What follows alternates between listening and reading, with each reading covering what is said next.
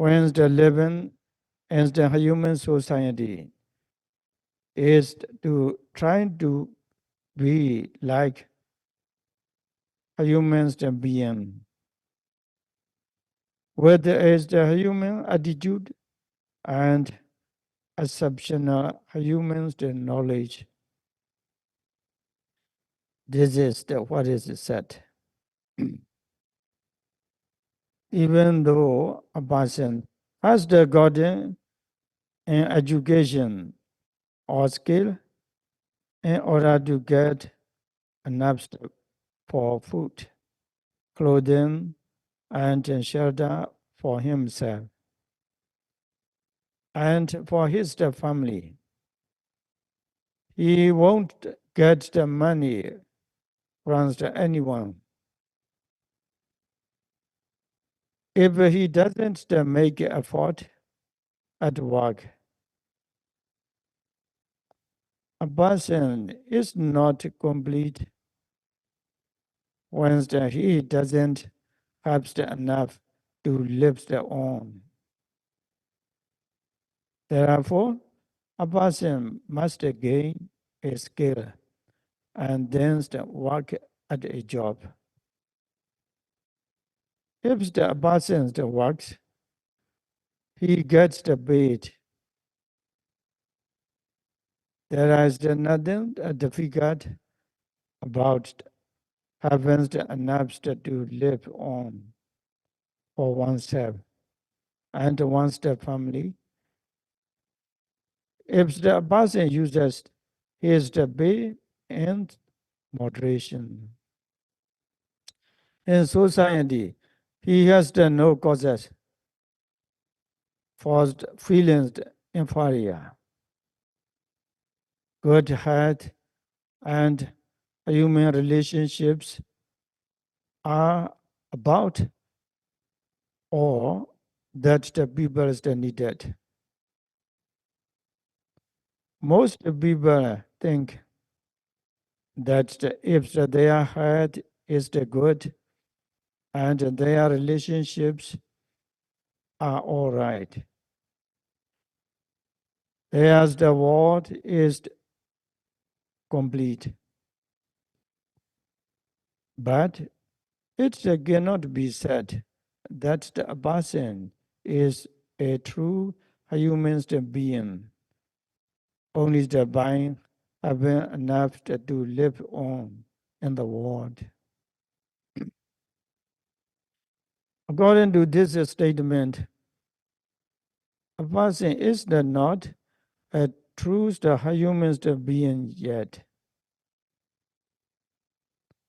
No matter how well educated, no matter how wealthy, no matter how healthy, and no matter how popular. People should understand that these things cannot make a person true human being. They cannot make a person's attitude humane. They cannot make a person with intelligence and exceptional human being. Just look at the way adolescents have becomes morally corrupted countries that overemphasize materials goods. People have been living as though all that matters is the freedom and enjoyment. Look at what is happening to them now. They have come to understand they can no longer live as they like. They have to come to see that a good heart and good morality are needed. That is a good sign for the world.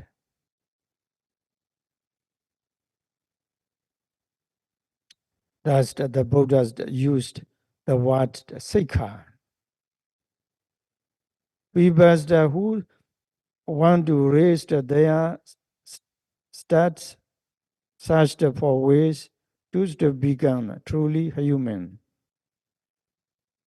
to gain a humane attitude, and having the intelligence of a human being, to become an exceptional person. The Buddha himself practiced these methods called the Sikha and left them behind. A training of the Sikha must be learned first. People then need to theoretically study the methods that make a person truly human,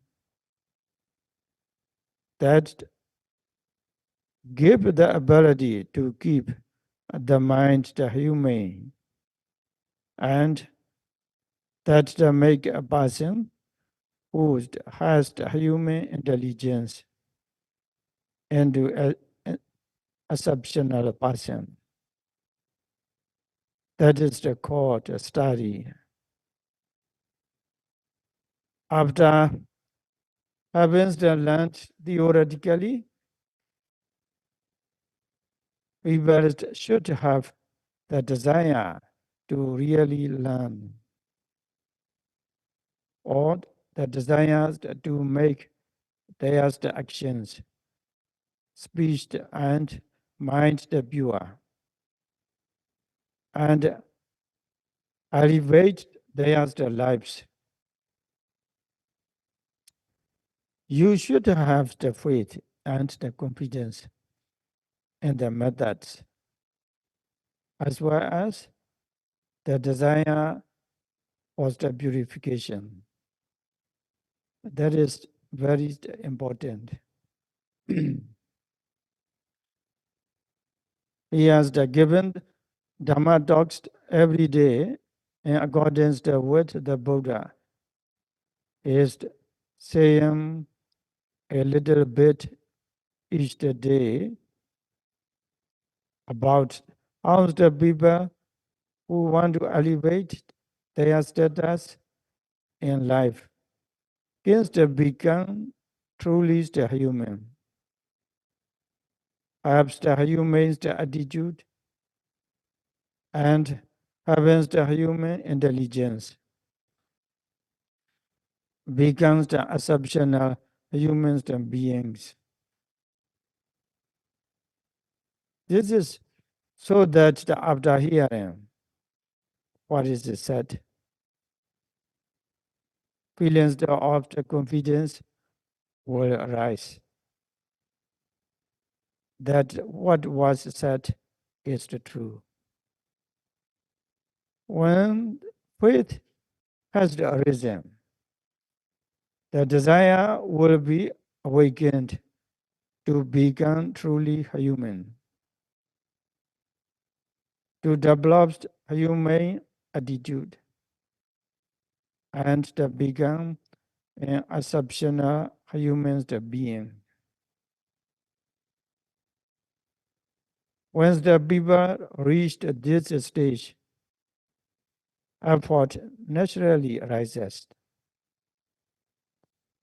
Courage arises.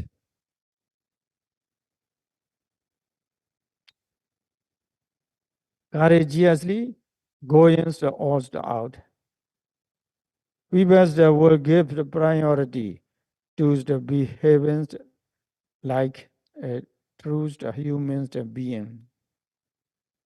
with a humane attitude and having the human intelligence, becoming an exceptional human being to to the extent the ability to give the priority, you becomes strong. Respect, meticulous care, and continuity in the practice continually arise. If that's the foundation, it's not the good. Once the people comes here, there is the tend to be indecisive.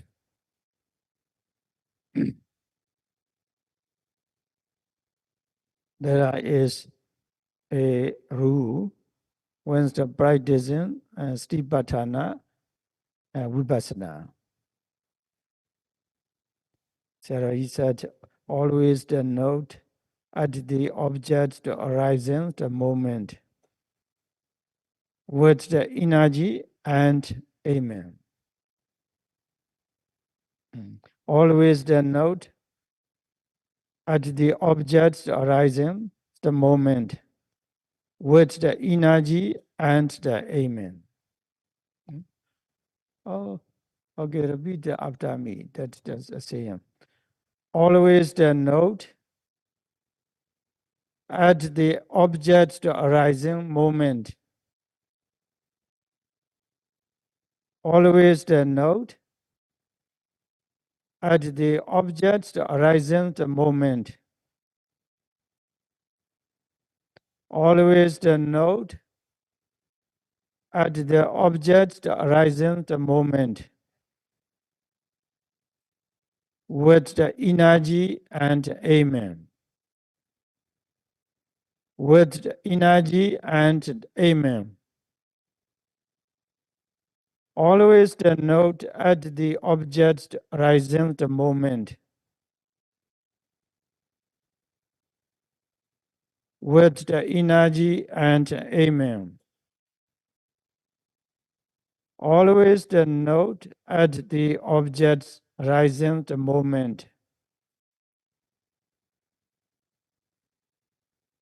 With the energy and amen. Okay, try to recite. Always note at the object with energy and amen. Always note with energy and amen. Always the note at the object's rising moment with energy and amen. It is a principle of Vipassana. No? Sadhu, sadhu, sadhu. That is the very important. Objects, the means, something that to be observed. What is the observable in the body? In the vast, like a large field of rice. The whole the body is the just a large field of observation. Within that the field of observation, there are small observable objects arising ever new. Just like the bodies, the plots within a large field of the rice. The moment of the seeing, the moment of the hearing, the moment of the smelling, the moment of the tasting, the moment of the touching, and the moment of the knowing are like the smallest things, like the smallest things to be seen. In the conventional terms, rising, falling, sitting, standing up, bending, stretching, leaning, looking, lifting, the moving, pleasant, blinking in eye, closing the eye, opening the eye, are just like small things that do be seen. These arise continuously, each and there's their own time. Use the must pay attention to these small observable things. To say an object arises means something that can be seen has to appeared. Let's just say that's the now. The mind is focused on the abdomen. You must prepare the mind energetically the moment the horizon appears, so that the minds that will reach the object. That is the core applying mental effort. You must also aim the mind so that it goes directly to this object. There must be keen focus. This is called the Vidaka in the Pali. Keen focus is the absorption of the jhana. You must apply keen focused aim. At every arising object, there must be mental effort. There must be the aim.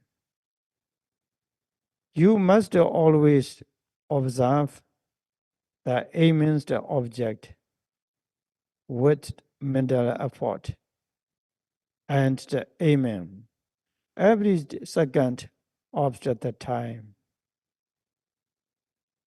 Therefore, you should consider that nothing else are yours the business. There is no need to give the priority to any other matter. You have a duty to observe the immediately arises the object with the energy and the aim. Outside of this, there is nothing else to do. That is the most important thing. It's important to understand this first of all. Applying the mental energy has the nature of heating up the mind. The mind should not become old or sluggish. The yogis must add the energy to the mind so that it will always be alert, active, and lively. It is very good to use these in the world too. It goes without saying that this is true. When undertaken, the business of meditation as now. Regarding the amen, the mind naturally becomes contracted when there is no focused attention. It becomes very sluggish. The mind again becomes solidity, solidified, just like once the butter gets the coat and becomes hard and solid. If the heat is blind, there is no solidification. When the mind is aimed so as to go directly to this object, then will be no retracting or the unwillingness to expend the energy. The mind will not become the gold like the butter. It will be just soft enough. It will become a giant. You should understand that the amen, the mind, make it the giant. Mental effort gets the upper hand over the rejected, lazy the mind. It overwhelms it. Laziness cannot enter the mind. If there is always application of the mental effort, because the mind doesn't become slack. Sleepiness cannot arise due to the factor of the amen. Sleepiness and keen focused amen are the opposites. Thus, you produce a power, used to produce a power that can overcome the laziness. Its opposite, amen, is also present. Laziness can no longer arise due to slackness because the quality that can gain the upper hand over it.